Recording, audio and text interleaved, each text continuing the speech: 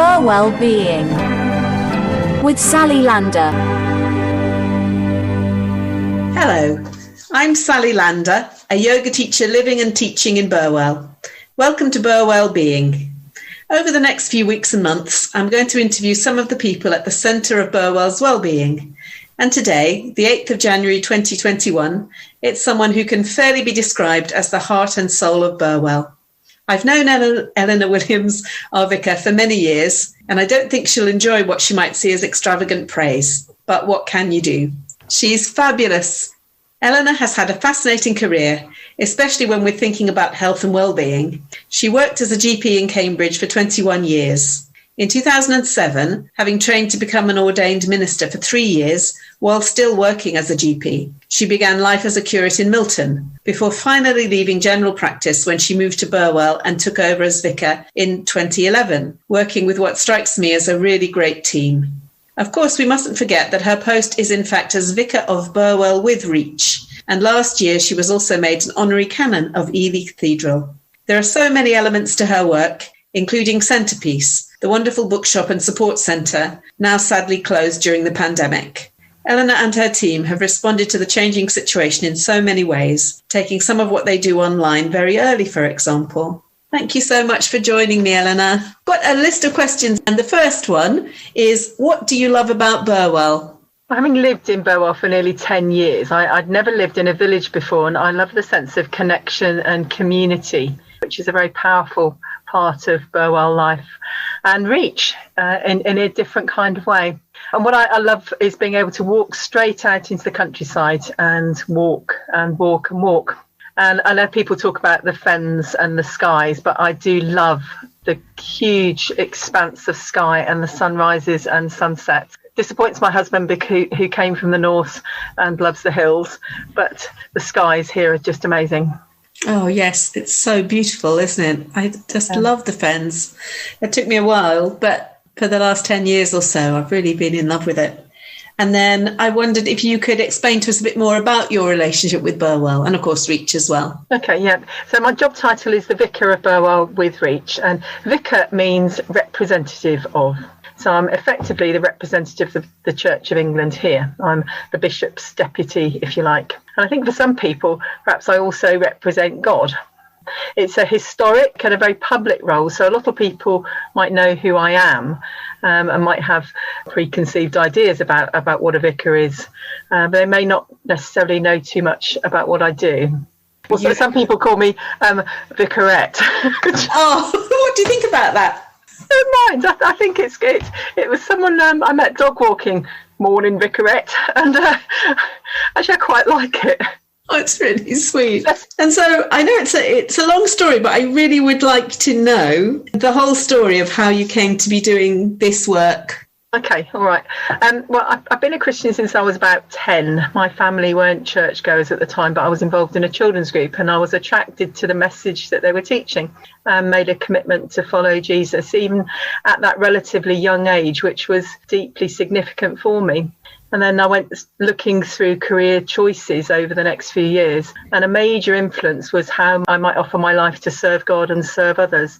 I think that was a very early but very real sense of calling. And I went on to study medicine in Cardiff, trained as a GP, and then moved to Cambridge in 1990 when I married my husband Roger. And then spent over 20 years working in general practice in Arbury, King's Hedges, which was a challenging place to work. And I think certainly gave me a breadth of experience of life. And I was also involved in local churches, increasingly in leadership roles. Did some theological training before my children were born. They were born in 95 and 97, so I've got two sons aged 25 and 23. And then my husband started to train for Anglican ministry. And while he was training, I started to revisit my earlier sense of call, wondering if it was a time for a shift of direction for me. I was accepted for ministry training in the Church of England in 2004, ordained in 2007, and then went to work part-time in a parish in Milton alongside my GP work and teaching medical students. And it was interesting because I was working in an area where I'd been working as a GP with some overlap of that area. But what was interesting going on a visit as a the curate then was that I was able to go into someone's house and offer to pray with them, which is a very difficult area in medicine. If someone wants to talk about faith, you can't really offer to pray with them. I suddenly felt like, wow, I can actually do this, and this is legitimately part of what I can do. And then it was while I was taking a funeral in Milton that I had another sense of call to move full-time into ordained ministry, because at the time what I was doing was part-time general practice, the part-time curacy. I was also teaching communication skills to medical students in the clinical school, and started to explore what it would take to move into full-time ministry. And then a year or so later I was appointed to this post, and I think the call was there all the time through those years of working in medicine, but when I look back and think about it, I think it was expressed in a different way for a different period of time. And this current season, that sense of call is being expressed in parish ministry. Although the years in medicine, I think, have given me experiences and skills which are part of who I am and how I go about the ministry here in Burwell and Reach. Well, I've always been really clear that I'm not their doctor, I'm their minister. Do people ask you for advice on medical things? They normally get short shrift if they do. But I'm aware that the background knowledge that I have and the skills that I've acquired have equipped me for being in this place at this time. When I worked as a GP, a colleague and I used to talk about how it felt as if the GP had taken on the role of the parish priest for many people, being the listening ear, the counsellor, the confidant. And now, having moved into parish ministry, I've got the freedom to be able to bring God into the conversation, offer to pray with people and be alongside them in a different kind of way. Yes, and you don't have any sense that the way the path went, you don't wish you'd short-circuited it and come straight to the ministry? Because I've thought about that. I remember going into the careers library at school and looking at Anglican ministry at that time. That would have been in the late 1970s. And it wasn't possible to become a priest at that point. And I remember thinking, okay, well, I can't do that. So explored medicine and was accepted. Do you know, I had forgotten that. Yeah, women were able to be deaconesses back in the late 70s, and then they were able to become deacons, and then they were able to become priests from 1992 onwards. Wow. So I think I followed a different path, but it feels as if it's been the same path. Yes. But when I came here, I remember walking around St Mary's, and I had this sort of sense of, I wonder if it's all come together finally here. Yeah. Just a fleeting moment. And has it all come together?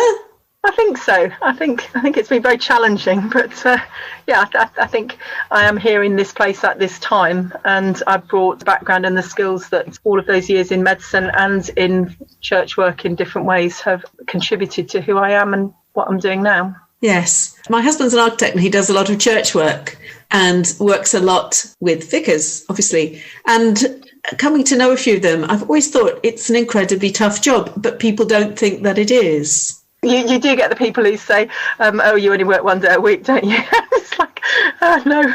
Yeah, and it's all about tea and cakes and then just a little chat in front of a few people in the church kind of thing. Or you get that, the stereotype on, it's typical in Midsummer Murders, isn't it, that the vicar's in church arranging the hymn books at the back. Yes, just kind of like a very pottery kind of job.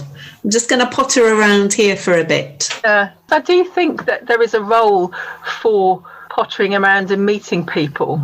And I think one of the things that I've tried to do is put myself out in the community and try and be available and talk to people. So pottering around, talking to people, I think is part of the job. Now, having known you back in Cambridge, as soon as I moved to Burwell, I started meeting you at the farmers market and at the Reach Fair, and you go to everything and then people can come. Putting myself about. Yeah. I'm going to move on to the present situation. How did lockdown affect your work and how has it changed now? And of course, now we are in January 2021. Actually, this is the third lockdown. Yeah. The first lockdown, meant that the buildings were closed and we weren't allowed to go into them at that stage. We had to withdraw completely from the buildings. That not being able to meet together forced everybody into how do we operate in this new reality. So any work that we had to do to support people, to reach out to people, had got to be done by phone, by post or online. So we moved quite quickly to recording videos of daily prayers, which we uploaded to our church Facebook page, and our team expanded to 5 of us. So Paula, our curate, Joe Proctor, lay minister, Sue Evans and Janine Stewart. We're the team that records for Facebook. And for several months, we were recording twice a day, every day, and then we've cut back a little bit in recent weeks, but that's been a hugely important part of what we've done. Phoning became such a huge part of daily life. I've looked back at phone bills. My phone bill breakdown for April was something like 400 phone calls and 2,000 minutes, so a lot of time sort of talking to people on the phone. One of the things that was really difficult during the first lockdown was funerals being very much more limited. Couldn't hold funerals in church, and they were held outside at the cemetery with just a very few people, or at the crematorium. I think families found that really, really hard, and still find that hard, but we've tried to offer support in whatever ways we could. And over time, I think what we've tried to do as a team is look at how we can support our congregation and reach out into the wider community, offering different ways to engage, recognising that not everyone can engage online. So some people can't cope with certain things. People prefer interacting in different ways. And, we've got a great team who help us do that. Rob Proctor's been amazing on tech to help us do things. And usually it's very much a can-do person. So I'll kind of go, I can't do that. And he'll go, yep, and we'll do it. So we've found ways around doing things. So we've got a phone line, a local number where people can phone in, and Rob uploads a recording of a service that they can listen to by dialing that local number. Oh, that's lovely. And the Facebook prayers and the videos of services that we've put up there. Facebook's interesting because I think Facebook's a bit like wandering in at the back of a cathedral when something's going on. So you can wander past, drop in for a few minutes, or stay for a while. And Facebook can be a way that people can engage at a distance, but just to put a toe in the water. And certainly I think quite a number of people do that. They sort of pop out again. And others kind of have become more committed to being part of that Facebook community. It took me a little bit of a while to get the hang of Zoom. I found Zoom quite difficult to start with. I think it felt a bit like, whoa, this is like we're all in each other's front rooms and it's difficult. But we started Zoom services towards the end of May, and I think that's enabled us to do an awful lot more. So we can do pretty much a normal service apart from sharing communion and certain aspects, but we can sing. We're all muted, but we can listen to music and sing in our own homes. If you try singing together on Zoom, it all goes a bit weird, so we can't do that. But being able to sing actually is really important for people. Our choir has started to, from the summer onwards, to record in their own homes and put together recordings of hymns, which has been lovely that we've been able to do that. So Zoom has actually really opened up lots and lots of possibilities. So one of the things that we were running before the lockdown was a weekly group for babies and toddlers and their carers. And in May, we moved the song and story time onto Zoom. And that's continued. And it's one of the highlights of my week. So it's a little bit strange with me singing and everyone muted. But what you see on everyone else's screen is the children bouncing up and down or bouncing off the walls or whatever, and joining in with the actions. And we always sing our prayers and have a little battery candle. And the first time we were doing it, I suddenly looked up and other people had got their candles lit. They'd got these little battery candles, and we blow bubbles for prayers as well. So the families blow bubbles, and it looks like the bubbles are going across the screens, one screen to another. So that's been lovely. And then our messy church moved to Zoom as well. So we have gatherings where we do crafts and stories and prayers. And in the autumn, we managed a few outdoor sessions, all socially distanced. And that was really, really good. It's not possible at the moment, but we were able to be outdoors all at a distance. And that really helped us to connect. So I suppose what these last few months have been is this constant challenge of thinking, how can we reimagine what this could be like with what we've got and what we can do at the moment? Yes. So, preparing a bag of things to drop off to somebody so that we could do a craft session. We did our Christmas craft session on Zoom. Reimagining what would it look like if we were to try and do this online or on Zoom. And I've done things I never thought I could have done. That first video I did was so scary. But now, it's part of life and still takes quite a lot of retakes some days. But actually, it's just part of what we do. Never thought I would be able to video myself singing and put that up on Facebook, but we've done that. It's fantastic. Yeah, how much do you think it will change? What do you think will change when we do come out of this? Do you think there'll be I think a positive legacy? I think the positive legacy will be encouraging us to be much more focused on how can we engage people where they are, not necessarily expecting them to come into the building, although it's wonderful when they can come into the building, but actually online is where a lot of people will engage, and it's thinking how can we keep that going. I mean, when we started to be able to have services in church, we were able to, with a lot of help from Rob Proctor again, live stream into Zoom from in church, and that's possible. So there are ways forward in the future where actually we won't be restricted to just being in the building, but looking at how the online presence continues. I think it's been difficult, hasn't it? This whole time, I think we have to acknowledge has been immensely difficult, and for some people that has been catastrophically difficult. There's that quote, isn't there? We're all in the same storm. We're not necessarily in the same boat. And some are in a posh liner, some are in a little dinghy that's about to sink. And I'm very conscious that I've got a lovely home. I've got space in a garden, and I've got things around me that have helped me. And I think one of the things that actually I'd want to say is that all of us have coped with this background level of stress, and many of the things we'd normally have relied on aren't there. And stress is basically pressure, and you can cope with a certain amount of pressure, but you keep applying the pressure, and then the places of vulnerability start showing cracks.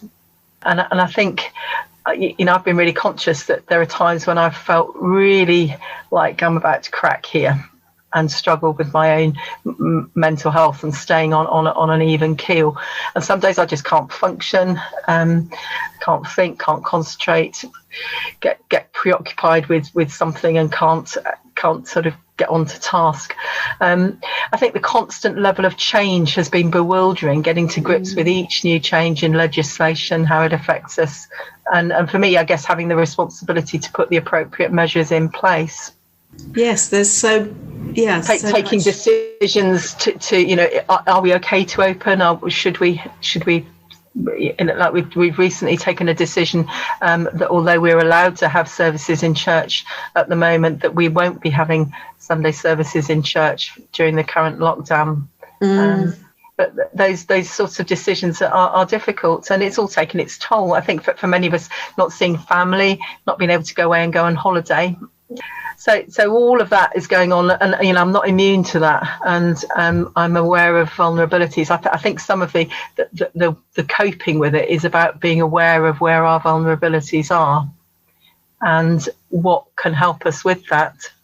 Yes, I guess for me, one of the things that has helped is the routine of daily prayer. When we decided to do the prayers for Facebook, we set up a pattern of morning and evening, and that pattern has grounded me, grounded others into this. Yeah, that's the time when we pray, and it's set a framework. It's almost like a monastic framework, if you like, of regular times when you know that you'll sit and pray. And being able to join in when that's being led by others has been really helpful for me. Even joining in and listening into a pre-recorded video of myself doesn't feel quite as weird. It's a bit weird, but it's. But because other people are doing that at the same time, and so you're joining together with other people. You're in that community, together. Even though you can't see them in that moment. You can't physically be together. You can be together in this space, this virtual space. I get walking. I try and get out every day if I can. For quite a long time I was doing the same walk each day, and there was quite a sense of comfort from actually just doing the same walk. It took about 45 minutes and it's the same walk, but being out and about in the fresh air, out walking. I often take photos and share. I've got a page on Facebook where I put some of my photos with a reflection. That actually really helped me. I took a lot of photos of St Mary's during lockdown with a sort of reflection, and that helped us just to kind of think, okay, let's think about what is the significance, the deeper spiritual significance of what's going on here. I would say one of the other things that really helps is doing something that you become absorbed in. Yeah, kind of right brain involved, not always thinking about, I've got to check the news, I've got to process this, I've got to do this, but something where you're involved in something creative. So did quite a lot of sewing. I got a new sewing machine last year, which has been amazing to be able to explore using that.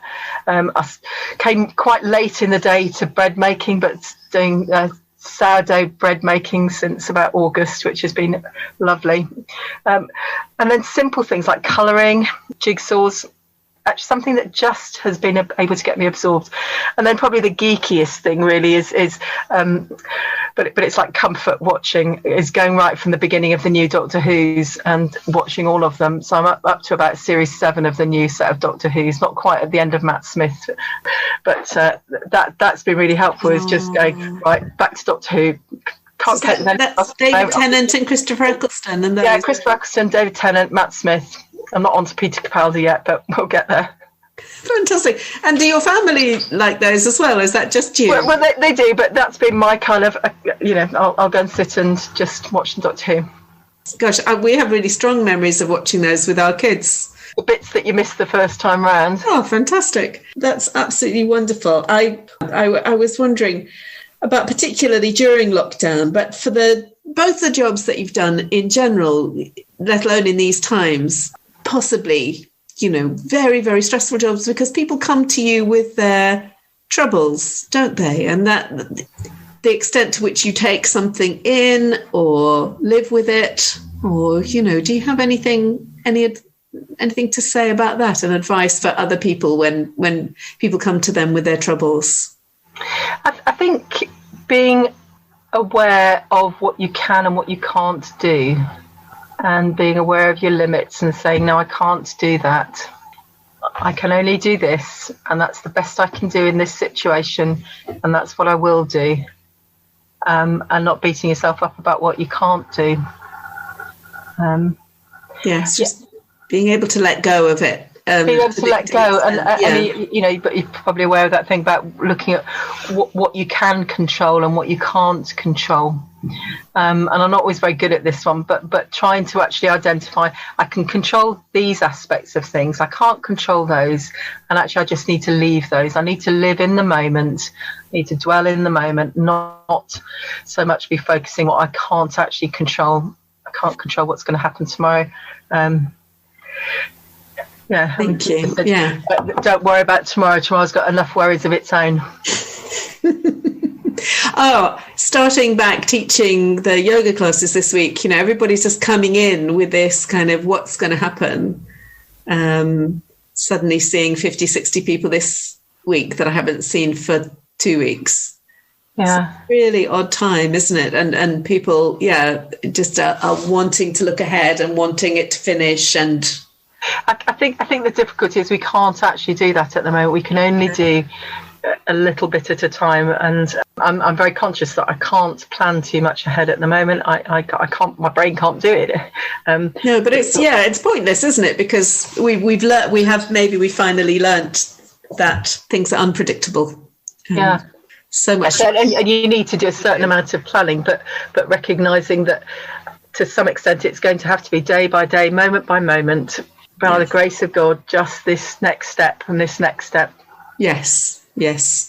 I wanted to sort of widen out a little bit from you and your life to your congregation, because I know you have an amazing group of people, and I wondered if you had some favourite stories about them. Actually, what came to mind, there are two things that came to mind. One was when I was thinking about the well-being and thinking about going out for walks and doing that, and then thinking about somebody that I visited beginning of last year who actually had become incredibly immobile and couldn't move. And I think I asked her, how are you coping with this? And she said, well, I can look out the window. And what she got was she asked her carers to position her so that she could look out of the window, and she got a bird table, bird feeder. So she watched the birds, and it was just beautiful sort of being with her. And she wasn't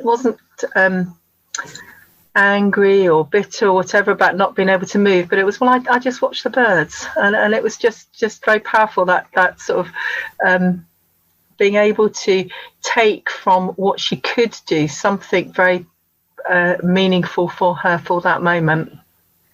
And that was one story. The other one's a little bit funny. It was a couple of years ago. One of the children who came to Messy Church was trying to work out how to describe me, as they didn't really have the vocabulary, and I didn't quite fit their previous experience.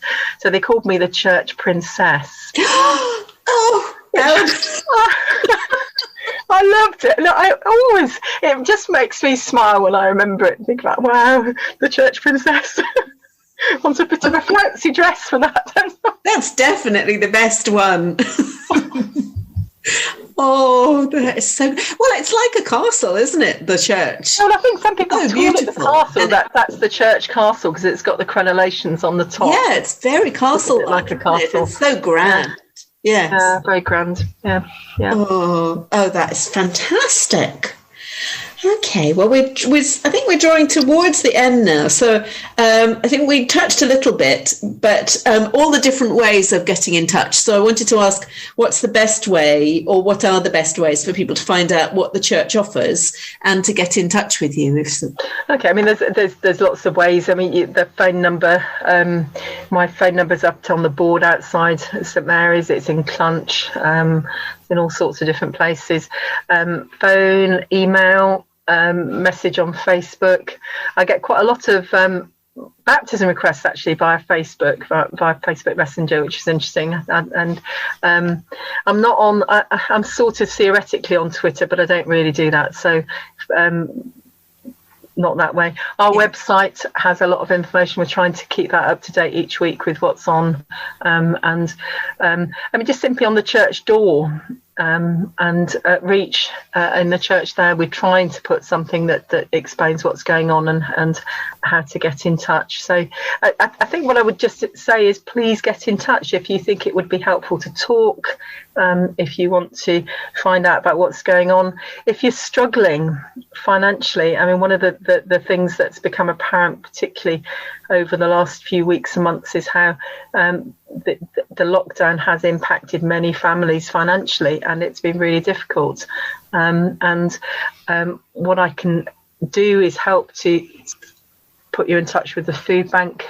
One of the things I've just seen today, that the food bank are not going to be able to continue with their distribution centres for the moment, but what they have is a network of volunteers in different communities who will deliver. So in what I have is a stock of food bank parcels which I can deliver to people once the food bank have made the referrals. So if you are struggling, please get in touch. There are ways in which you can get support. Yes, and it doesn't have to be a religious question, does it? You can get in touch if you have a religious question. Of course, if you want to find out about faith, please do get in touch.